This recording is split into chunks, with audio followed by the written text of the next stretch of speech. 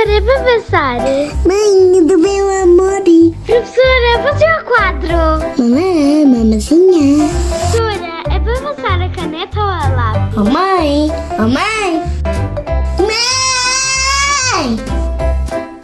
Eu sou a professora Joana e venho falar-vos de escola, miúdos e cenas.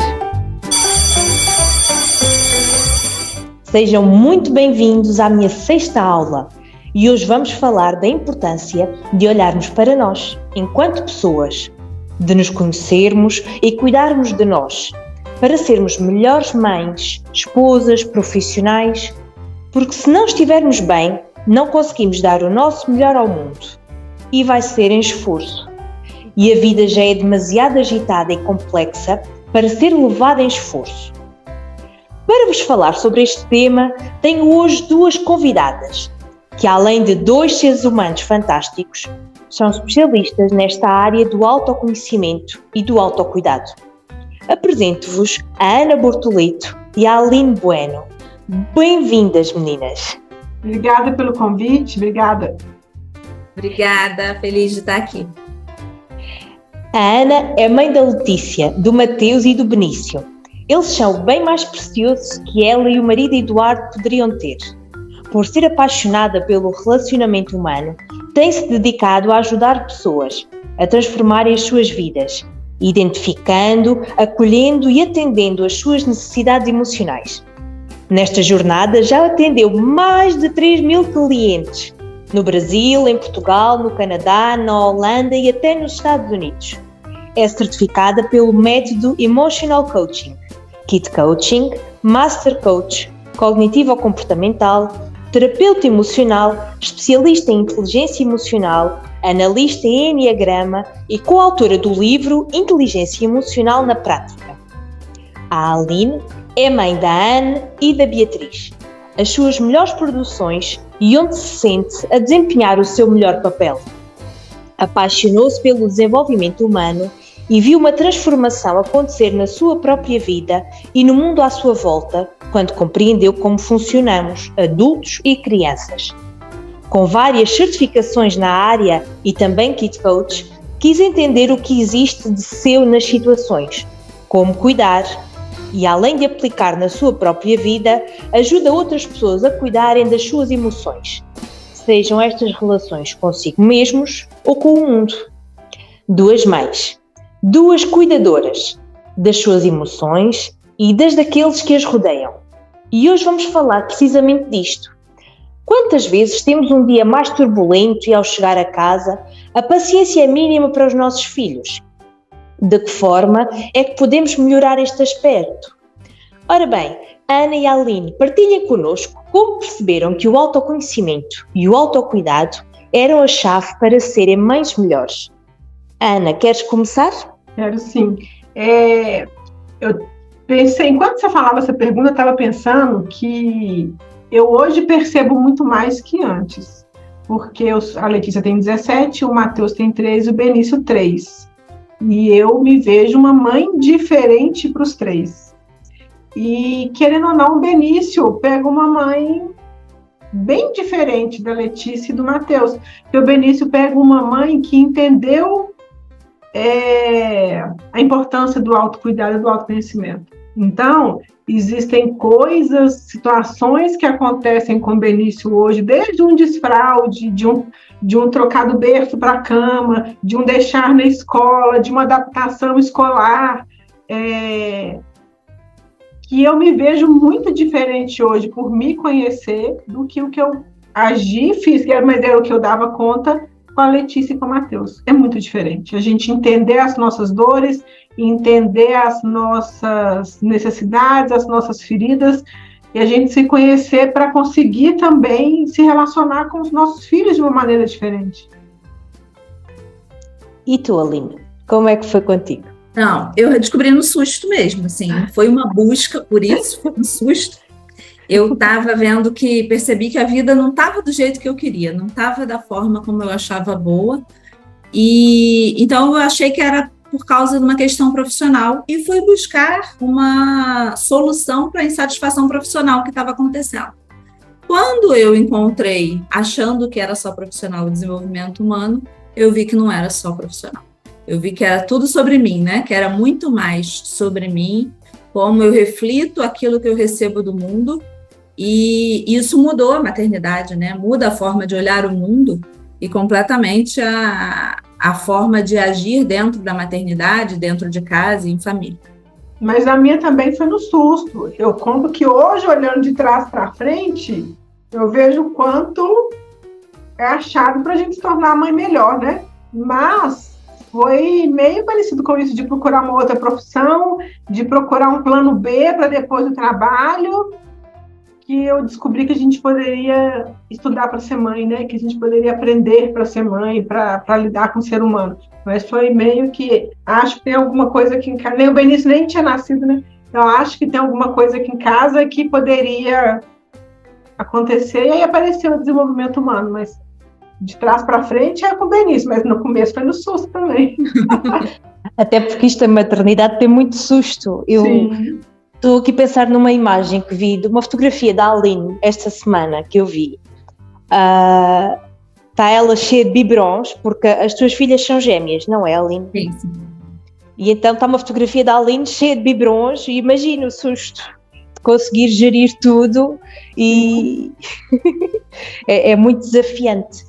E de facto, sim, ao cuidarmos de nós, estamos também a cuidar dos nossos filhos. E é interessante, porque há muitas mães que acham que ao cuidar de si estão a desperdiçar tempo, e ou que não é egoísmo. Exato, que é egoísmo, que não é prioritário, mas também, se não estivermos bem connosco próprios, também não vamos conseguir dar o nosso melhor, e vai influenciar tudo o resto. E de que forma é que nós podemos nos conhecer melhor? Estamos aqui a falar de autoconhecimento, de nos conhecermos melhor, mas nós não nos conhecemos. Como é que é? Quem é que nos consegue elucidar? Eu penso que a gente até se conhece. Sim, a gente se conhece. Eu sei que eu sou a Ana, de quem que eu sou filha, de quem que eu sou irmã, quem que eu gosto, quem que eu não gosto. Mas lá no fundo, a gente esconde quem a gente de verdade é. A gente tem a nossa essência está escondida. A Aline também pode falar sobre isso, né, Aline? A nossa essência está ali escondida na nossa personalidade, porque a gente está se defendendo do mundo. Então, na verdade, na maior parte das vezes, o que a gente é hoje é uma defesa. É uma defesa. Porque a gente não... Ninguém quer sentir dor. Nenhum de nós. Em qualquer lugar do mundo. Né? A gente está aqui no Brasil, vocês estão aí em Portugal, e quem está ouvindo, a gente pode estar ouvindo de qualquer lugar do mundo. Ninguém quer sentir dor. Então, eu me defendo da possível chance de sentir aquela dor de novo. Acho que isso sou eu, mas, na verdade, isso é só a minha defesa. Eu sou uma pessoa, às vezes, mais livre, mais solta, mais espontânea, tenho uma felicidade, tenho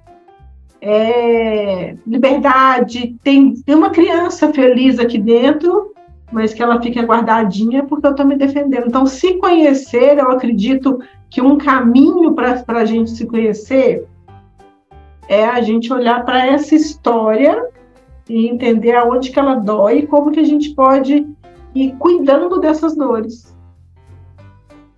É como se tivéssemos umas máscaras, umas carapaças, não é? Sim. Para enfrentar o mundo exterior. Sim, máscara, escudo, né, carapaça, sim.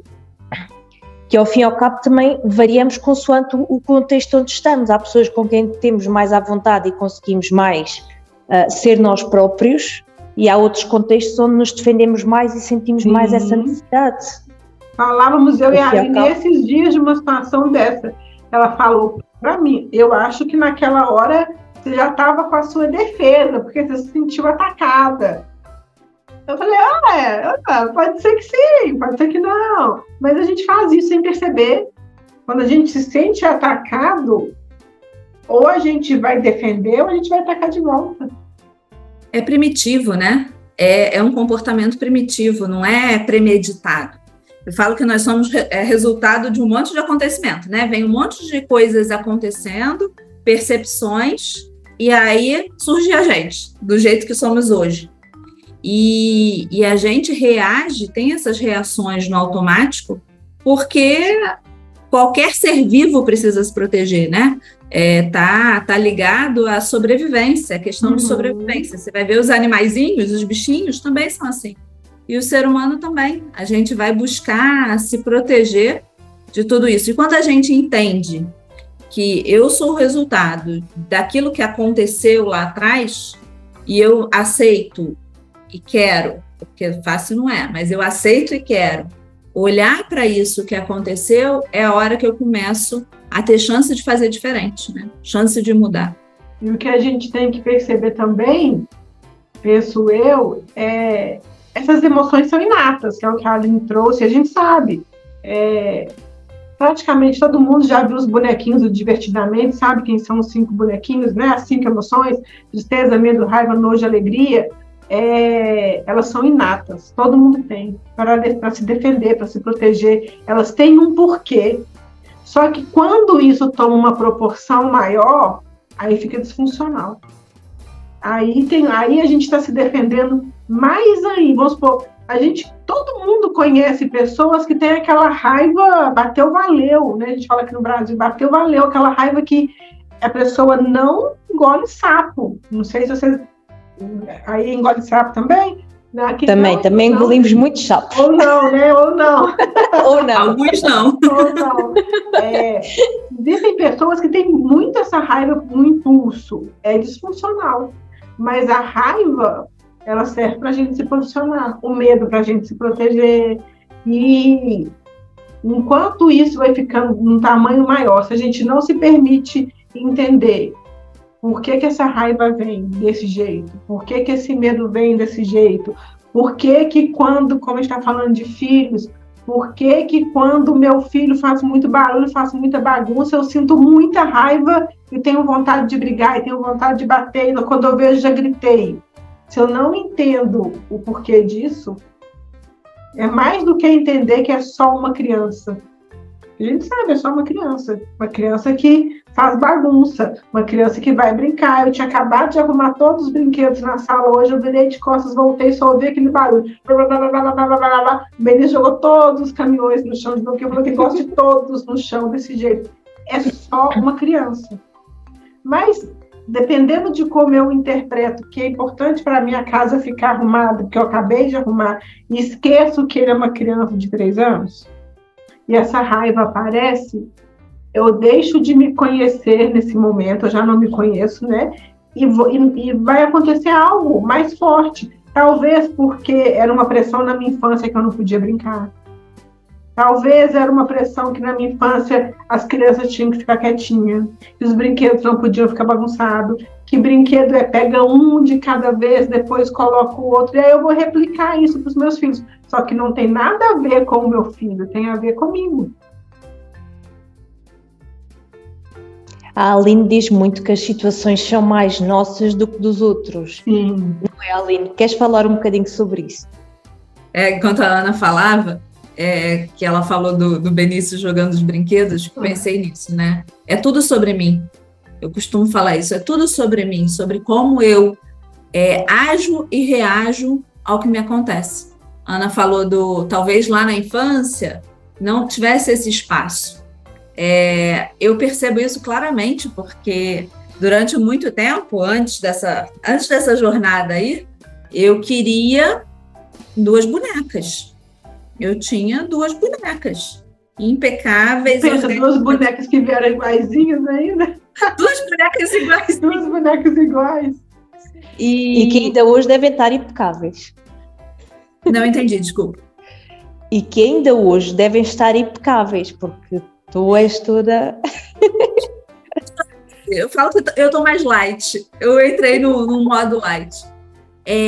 Mas era tudo sobre mim. Era aquilo que eu queria, era a forma como eu entendia que tinha que ser. E às vezes passava muito mais até por comportamento do que por a parte externa delas, sabe? A minha exigência por um comportamento de excelência era muito maior do que é hoje. E são só 2 crianças.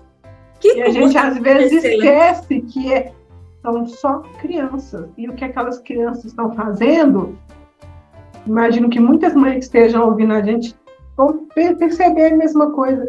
A gente, sem perceber, exige uma postura das crianças, nossos filhos, por dores nossas, que nem a gente adulto dá conta de fazer.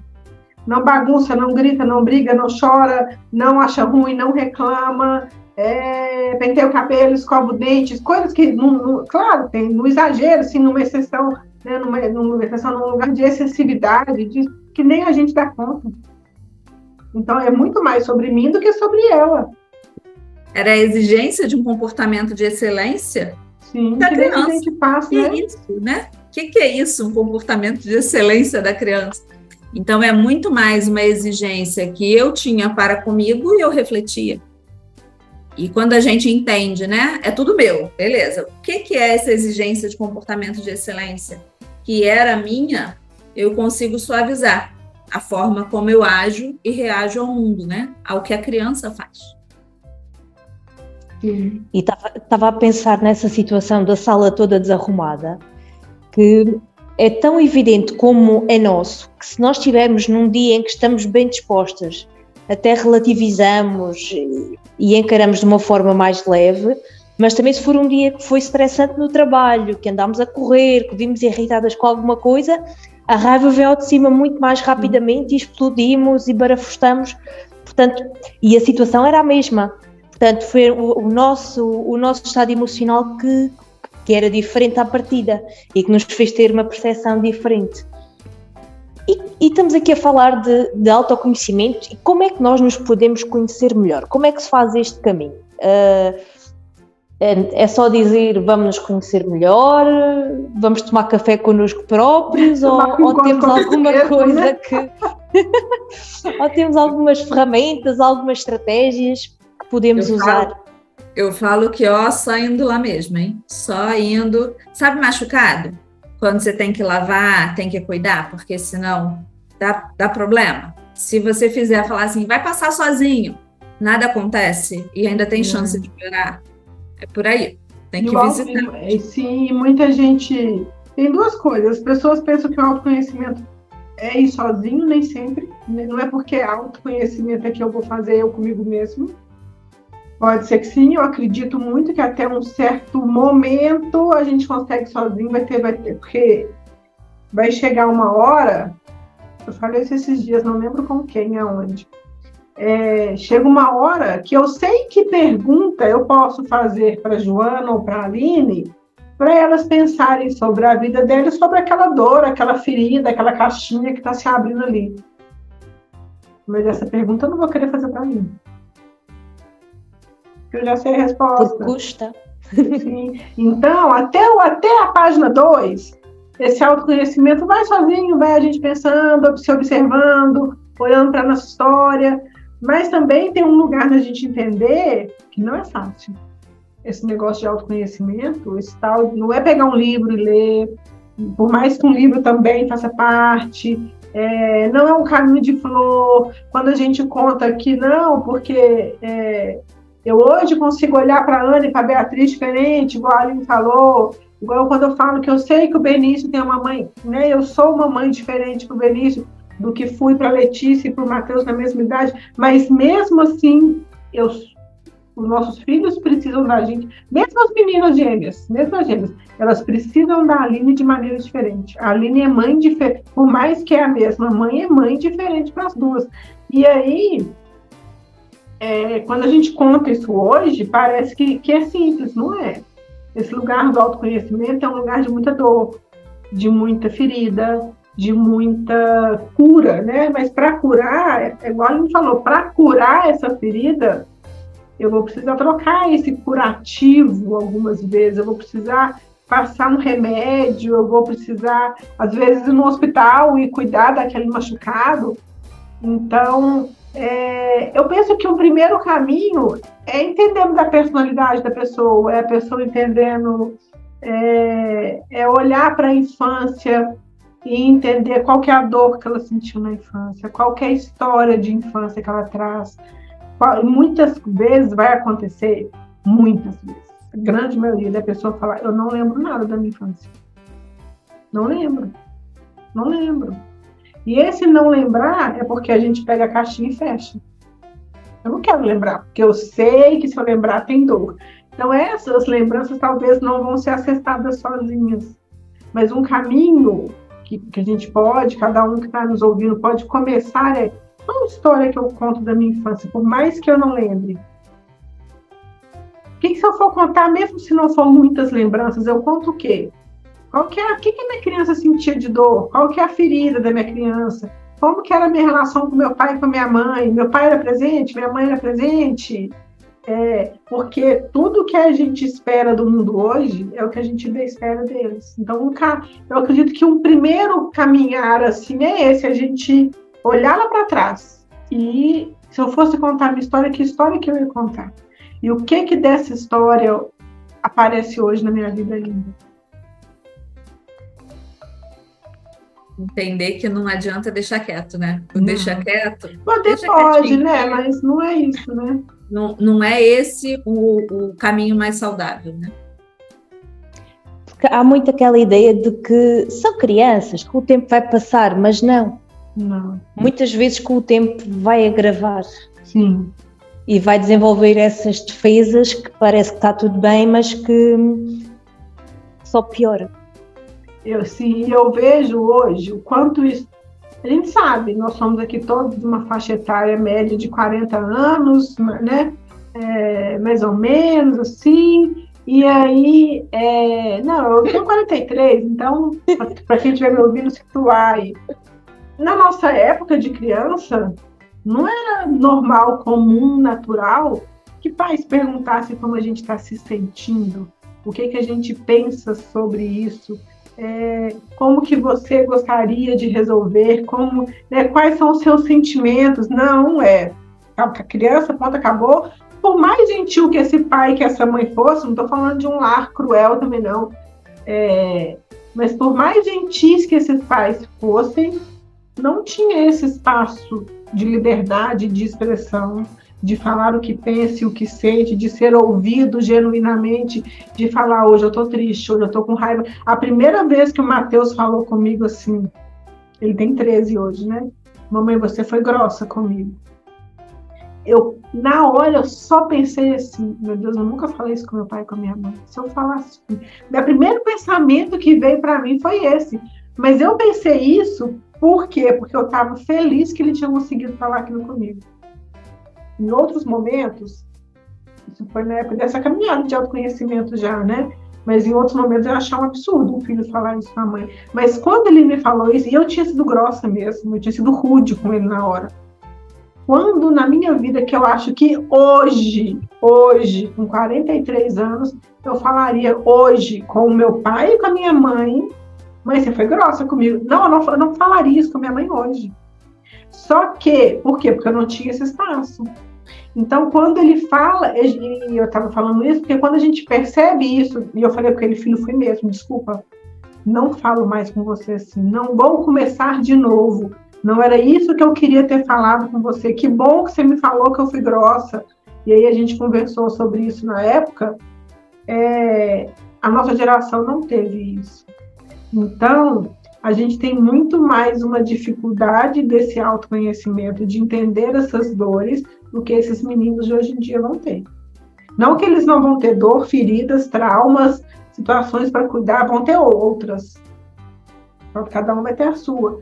Mas é diferente, né? Hoje é diferente. É muito diferente. Sejam outras, né? Uhum. E aí, escutando você falar de pai e mãe, né? Só para pontuar que não é um lugar de a gente achar assim, nossa, meu pai e minha mãe acabaram com a minha vida. Não é isso. Eles não tinham acesso, né? Os nossos, por exemplo. Há 40 anos atrás, não existiam informações disponíveis como a gente tem hoje. Né? Então, o trabalho que nós fazemos pelos nossos filhos, com os nossos filhos, é diferente daquilo que eles tinham de acesso. Fizeram aquilo que deram conta, da forma como dava para dar conta, né? Da forma como eles tinham à disposição. A gente, hoje, ainda faz como a gente tem à disposição, que a gente dá conta de fazer, só que tendo um acesso maior, tendo acesso a mais informação, a mais conhecimento e tendo a possibilidade de se conhecer, né?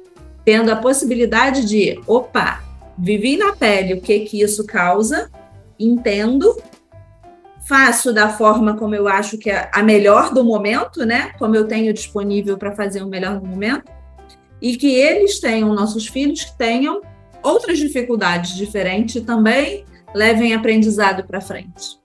Sim.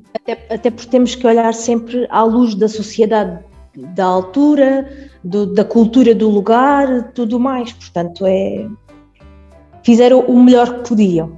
Sim. E sabiam. Estão a gostar desta nossa conversa? É muito interessante este tema e as palavras são como as cerejas, principalmente quando estamos em boa companhia. Vamos continuar, mas vão ter que esperar pelo próximo episódio, porque a nossa aula já vai longa. Se gostaram da aula de hoje, comentem, partilhem com quem vocês acharem que é importante ouvir estas palavras e vamos juntos falar sobre escola, miúdos e cenas. Até à próxima aula!